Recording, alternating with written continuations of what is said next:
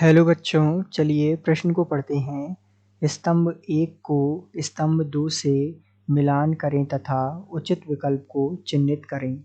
स्तंभ 1 में दिया हुआ है ए पेप्टाइड बंध, बी न्यूक्लिक अम्ल, सी कैन शुगर का जल अपघटन और डी स्टार्च।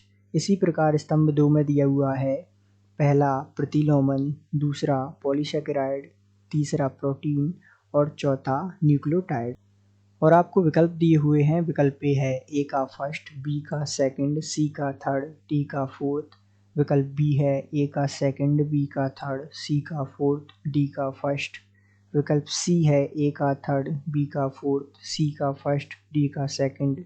और विकल्प डी है ए का थर्ड, बी का फर्स्ट, सी का फोर्थ, डी का सेकंड। तो आइए बच्चों, सर्वप्रथम इस प्रश्न को हल करने के लिए हम मुख्य अवधारणा को समझते हैं और मुख्य अवधारणा पर चर्चा करते हुए विस्तार पूर्वक एक एक कर इस जो प्रश्न है उसको समझते हैं और सही सुमेल करते हैं।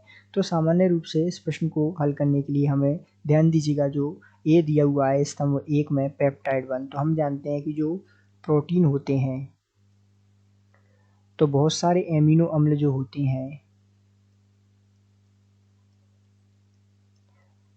जो है 1 लाख होते हैं एमिनो अम्ल प्रोटीन के। तो ये जो है पेप्टाइड बंध में बंधकर बहुत सारे एमिनो अम्ल पेप्टाइड बंध में बंधकर बहुलक प्रोटीन का निर्माण करते हैं। तो अर्थात यहाँ हम देख सकते हैं कि ए है इसका मिलान हो जाएगा तीसरे के साथ अर्थात प्रोटीन। तो ए जो है तीसरे के साथ सुमेल होगा। अब बात करें हम बी की, तो बी में दिया हुआ है न्यूक्लिक अम्ल। तो जो न्यूक्लियोसाइड होते हैं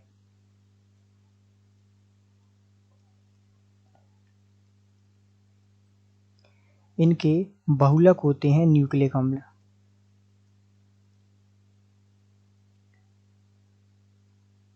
अर्थात न्यूक्लियोसाइड के बहुलक क्या होते हैं? न्यूक्लिक अम्ल। अब जैसे कि हम समझे कि न्यूक्लिक अम्ल का यदि 1 लाख अर्थात जो है न्यूक्लियोसाइड होता है, इसकी संरचना किस प्रकार की हो सकती है? तो यहाँ इसकी संरचना हम बना लेते हैं। कुछ इस प्रकार इसकी संरचना होती है। यहाँ इससे ऊपर की ओर जुड़ा होता है कोई क्षारक, नीचे यहाँ जुड़ा होता है हाइड्रोजन।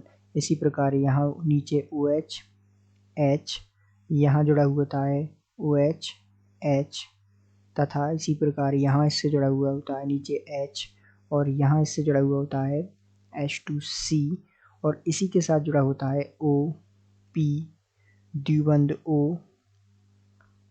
O माइनस और O माइनस अर्थात फास्फेट समूह। तो यहाँ यदि हम ये जो है न्यूक्लियोसाइड की संरचना है जो मिलकर न्यूक्लिक अम्ल बहुलक बनाते हैं। तो इस प्रकार हम देख सकते हैं इसका सुमेल जो है न्यूक्लिक अम्ल का सुमेल हो जाएगा न्यूक्लियोसाइड अर्थात बी का सुमेल हो जाएगा फोर्थ के साथ।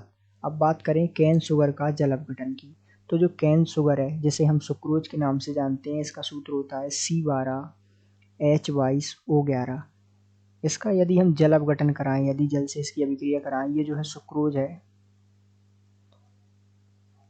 तो यहाँ हमें क्या प्राप्त होता है? यहाँ में इसके जल अपघटन से प्राप्त होता है C6H12O6 प्लस C6H12O6 अर्थात एक प्राप्त होता है ग्लूकोज, जिसे आप इस प्रकार लिख सकते हैं ग्लूकोज, और साथ में प्राप्त होता है फ्रक्टोज। तो इस मिश्रण को अर्थात ग्लूकोज और फ्रक्टोज के इस मिश्रण को हम किस नाम से जानते हैं? इस मिश्रण को हम कहते हैं प्रतिलोमन। तो यदि हम विकल्प देखें या सुमेल करें, तो यहाँ कैन शुगर का जल अपघटन प्रतिलोमन अर्थात सी का जो है मिलान हो जाएगा 1 के साथ। अब बात करें स्टार्च का, तो स्टार्च एक पॉलीसेकेराइड होता है। जैसा कि हम जानते हैं कि ग्लूकोज की बहुत सारी इकाइयाँ मिलाकर एक बहुलक का निर्माण करती है जिसका नाम होता है स्टार्च। ये जो है बहुलक होता है किसका? ग्लूकोज का। अर्थात ये जो है बहुत सारी मोनोसेकेराइड इकाइयाँ जो ग्लूकोज के रूप में होती हैं। ग्लूकोज क्या है? मोनोसेकेराइड इकाई है जो कि मिलकर के पॉलीसेकेराइड इकाई बनाती है जिसका नाम होता है स्टार्च। तो ये जो है पॉलीसेकेराइड है और ग्लूकोज जो है मोनोसेकेराइड होता है।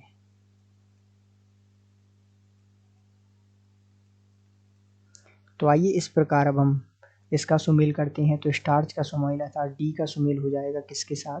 ये जो है पॉलीसेकेराइड द्वितीय के साथ। अब ये जो सुमेल है ध्यान दीजिएगा, हम इसमें देखेंगे कि ये जो सुमेल है ए का थर्ड, बी का फोर्थ, सी का फर्स्ट, डी का सेकंड, विकल्प सी में सही दिया हुआ है। तो इस प्रकार हम कह सकते हैं कि दिए गए प्रश्न का सही उत्तर विकल्प सी है। आशा करते हैं आपको समझ आया होगा। धन्यवाद।